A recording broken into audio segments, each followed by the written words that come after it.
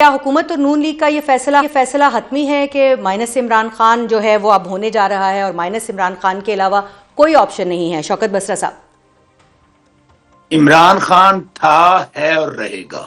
عمران خان کے بغیر نہ مذاکرات ہوئے ہیں نہ ہوں گے۔ Very loud and clear. کسی کوئی غلط فہمی ہے تو وہ نکال دے، کیونکہ عمران خان پاکستان ہے۔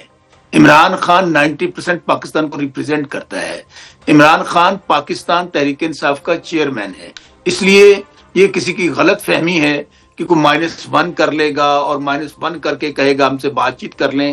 دوسری بات آپ نے کہا، دیکھیں D G I S P R پوری قوم کے ڈی جی ہیں، وہ صرف کسی سیاسی جماعت کے ڈی جی نہیں ہیں۔ ہاں، یہ جو فارم 47 کے نمونے ہیں، جن کو فارم 47 کی لاسٹک کی شلواریں پہنائی ہیں انہوں نے، وہ سیاسی بیانیاں ان سے دلوا لیا کریں، کیونکہ ان کو تو پتہ ہے کہ یہ بیچارے تو وہ لوگ ہیں جو وہ کہیں گے یہ تسلیم کریں گے۔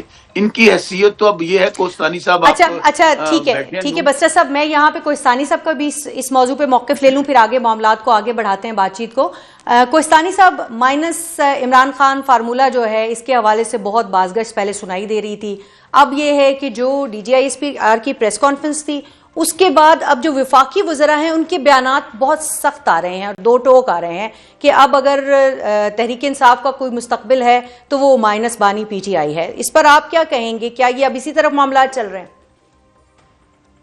دیکھیں، پہلی بات، شوکت بسرا صاحب نے کہا کہ D G I S P R کو یہ جو ہے پریس کانفرنس نہیں کرنی چاہیے تھی۔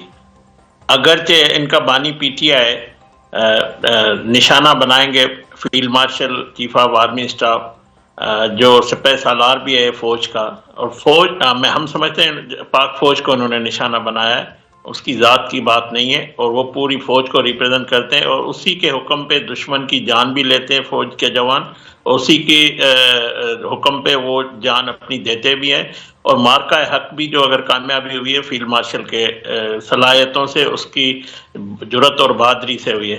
اس کو جب نشانہ بنایا گیا، یا مسلسل، آج نہیں، یہ پہلا ٹویٹ نہیں، اس سے پہلے بھی کرتے رہے، ساری جو ریڈ لائن تھی انہوں نے کراس کیے، تو جواب ظاہر ہے آئی ایس پی آر دے گا، اور یہ میں سمجھتا ہوں D G I S P R نے پوری قوم کی ترجمانی کی ہے، سب کی ترجمانی کی ہے۔ لیکن وفاقی حکومت کا جو سٹینس ہے اس کو آپ کیسے دیکھتے ہیں کھیلداس کوہستانی صاحب؟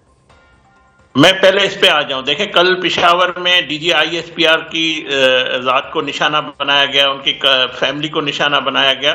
اب جس روش پہ یہ جماعت چل رہی ہے، جماعت تو بچی نہیں ہے، یہ ایک فسادی انتشاری ٹولہ ہے، اور ٹولے میں بھی ٹولیاں ہیں۔ وہ پہلے کل انہوں نے عطا تارڑ صاحب ہے، اس کے حوالے اس کے خلاف گالی گلوچ کی، خواجہ آصف صاحب کے حوالے سے کی۔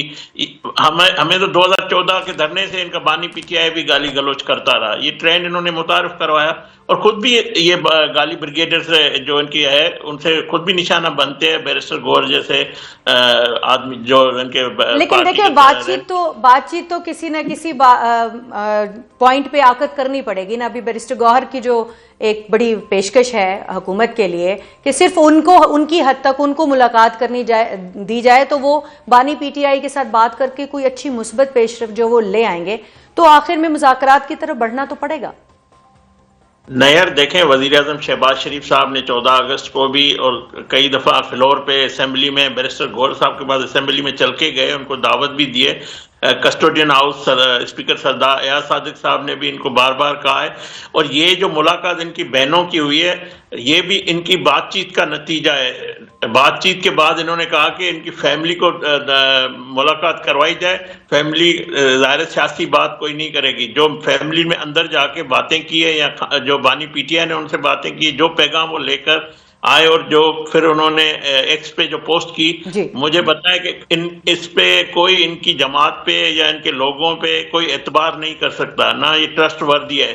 اور میں سمجھتا ہوں اب ملاقات کسی بھی صورت میں ان کی، اب پارٹی کا کوئی لیڈر ہو یا فیملی ہو، کوئی ملاقات حکومت نہیں کروائے گی، اور جیل مینیول کے تحت حکومت اب کوئی ملاقات نہیں کروائے گی بسرا صاحب، اور جیل مینول کے مطابق جو ہے جو صورتحال ہے وہ بڑھے گی آگے، کیونکہ سیاسی بات ہوئی ہے، اور سیاسی بات کی جیل مینول میں اجازت نہیں ہے۔ بیرسٹر گوہر کی جو بات کر رہے تھے، سیاسی بات نہیں ہوئی ہے، ملک دشمنی کی بات ہوئی ہے، یہ سیاست نہیں ہے. سیاست ہم سے کریں، ہمارے خلاف بات کریں، ہمارے خلاف جلسے کریں، الیکشن لڑیں، میدان پڑا ہوا ہے.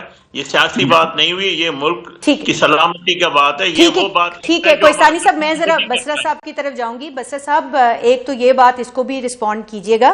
دوسری بات یہ ہے کہ اب الیکشن کمیشن آف پاکستان نے بیرسٹر گوہر کی ہم بات کر رہے تھے، تو بیرسٹر گوہر کو تو جو ہے وہ چیئرمین پی ٹی آئی ماننے سے انکار کر دیا ہے. دوسری طرف جو سیاسی حیثیت ہے پی ٹی آئی کی، وہ بھی کوئی ہمیں دگرگوں صورتحال دکھائی دے رہی ہے. اپوزیشن لیڈر آپ کا نہیں بننے دیا جا رہا، نہ ہی وہ جو ہے وہ ظاہر ہے اس کے حوالے سے ایک اسپیکر صاحب نے خط لکھ دیا ہے.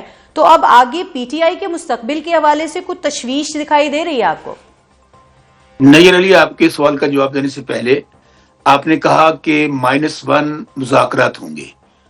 اگر کسی کو شوق ہے مذاکرات کرنے کا، بات چیت کرنے کا، تو مذاکرات صرف اور صرف اڈیالہ جیل قیدی نمبر 804 عمران خان سے ہوں گے اور کسی سے نہیں ہوں گے.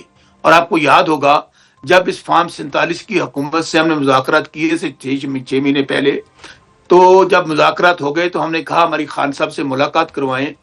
تو ان بیچاروں کی اتنی بھی حیثیت اور اوقات نہیں تھی، ہمیں کہنے آج لگے مریم ہم ملاقات اورنگزیب نہیں صاحبہ کریں. نے تو یہ بھی کہا ہے کہ اب خان صاحب سے ملاقات اور مذاکرات دونوں صرف کسی ڈاکٹر کے ذریعے ہوں گے، کیونکہ ان کو ذہنی مریض قرار دیا گیا. اچھا وہ میں کہتا نا، اصل میں ذہنی مریض میں اور خوش آمدید ٹولے میں فرق صرف اتنا ہے، ذہنی مریض وہ ہیں جو بوٹ چاٹتے ہیں، اور جو میں سمجھتا ہوں کہ اس وقت کھڑے ہیں کہ ہم آئین اور قانون کی بات کرتے ہیں، رول آف لا کی بات کرتے ہیں، ان کے متعلق آپ جو مرضی کہتے رہیں. صرف میں آپ کو جواب یہ دینا چاہ رہا تھا. دیکھیں، پہلے آپ کا سوال جواب دینے سے پہلے کوہستانی صاحب نے کہا کہ جی انہوں نے پاک فوج پہ الزامات لگائے، انہوں نے فلاں پہ الزامات لگائے. کوہستانی صاحب، یاد ماضی عذاب ہے یار، چھین لے مجھ سے حافظہ میرا. یہی میاں نواز شریف تھے، sitting chief of army staff, general Bajwa, D G I S general Faiz. Gujranwala جلسے میں جو انہوں نے لغو اور بےہودہ گفتگو کی موجودہ سٹنگ آرمی چیف کے متعلق اور ڈی جی آئی ایس کے متعلق، آپ چلائے نظر آ. پھر سیکنڈلی یہی مریم بی بی جو ہاری ہوئی ہیں فارم 47 کی جعلی وزیراعلی ہے، کراچی میں انہوں نے کھڑے ہو کر انہوں نے کہا ادارہ 1 اور 2 لوگ نہیں ہوتے. اس وقت بھی اشارہ ان کا یہ تھا کہ آرمی چیف اور D G I S I یہ ادارہ یہ نہیں ہے، یہ الگ ہیں، فوج الگ ہے. اچھا، جو سوال میں نے پوچھا تھا اس کا جواب دیں بسر صاحب. چیئرمین پی ٹی آئی کو بیرسٹر گوہر کو ہے جو ای سی پی نہیں مان رہی ہے، آپ کی party as Tehreek Insaf registered نہیں ہے، تو اب آپ کو پارٹی کا مستقبل کیا نظر آ رہا ہے؟ نیر علی، ہم تو 3 سال سے ہم پر سن لیں جی. نیر علی، تحریک انصاف پر 3 سال سے پابندی لگی ہوئی ہے. ہم نے آزاد حیثیت میں الیکشن لڑا ہے. یہ نہ مانے چیئرمین، یہ لگا دیں پابندی پارٹی پر.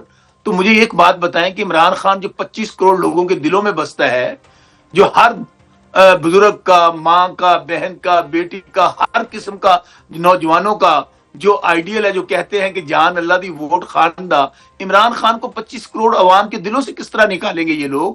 پہلے بھی بڑی پابندیاں لگتی رہی. دیکھیں، بدقسمتی پاکستان میں یہی ہے، ایک لمبی ہسٹری ہے کہ یہاں پر جو پاپولر لیڈرشپ ہوتی ہے وہ آپ شروع ہو جائیں. مجیب الرحمان سے میجورٹی تھی، اس کو غدار ڈکلیئر کر دیا گیا، سانحہ ہوا پاکستان کا جب پاکستان 2 لخت ہو گیا.